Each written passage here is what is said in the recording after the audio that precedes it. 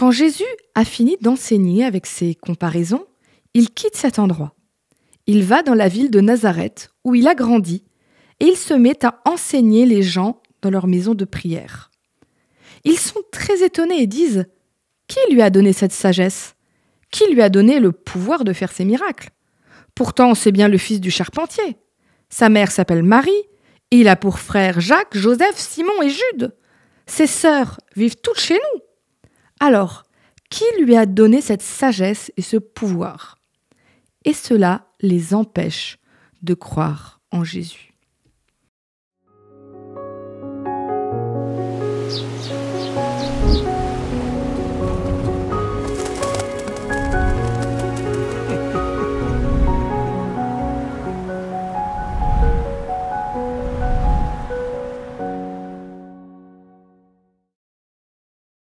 Il y a un mot de la langue française que je trouve terrible.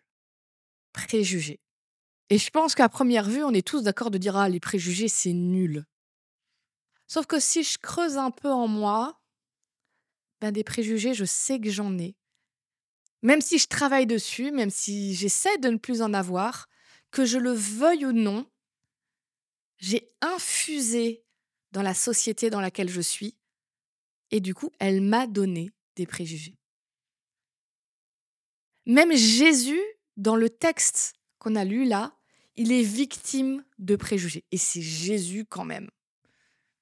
Mais même lui, avec tout ce qu'il faisait, les miracles, les discours incroyables qui motivent des gens encore aujourd'hui, même lui, les gens ont trouvé moyen de dire « Ouais, mais attends, le gars, il vient pas de Nazareth, ça craint Nazareth. Non, mais on connaît sa mère, on connaît ses frères, on connaît ses sœurs. C'est d'où il ouvre, lui, d'où il nous parle ?» Et c'est terrible parce que le texte dit « Et ça les a empêchés de croire. » Je ne peux pas ne pas avoir de préjugés. Par contre, je peux demander à Dieu de m'aider à aller plus loin que mes préjugés. Déjà, à avoir l'honnêteté de cœur, de les reconnaître, de les accepter quand tout d'un coup ils me sautent au visage. Parce que c'est facile de se trouver des bonnes raisons d'avoir des préjugés, de trouver des excuses. C'est pas ma faute. Mais non, mais un préjugé, ça existe parce qu'il y a quand même un fond de vérité. C'est très facile de se dédouaner. Ça demande du courage d'admettre, de dire, ben oui, il y a des choses, on me les a inculquées comme ça et c'est profondément ancré en moi et je reconnais que là, il y a un problème. Alors Dieu, aide-moi à accepter que j'en ai, mais surtout, aide-moi à voir plus loin que les préjugés.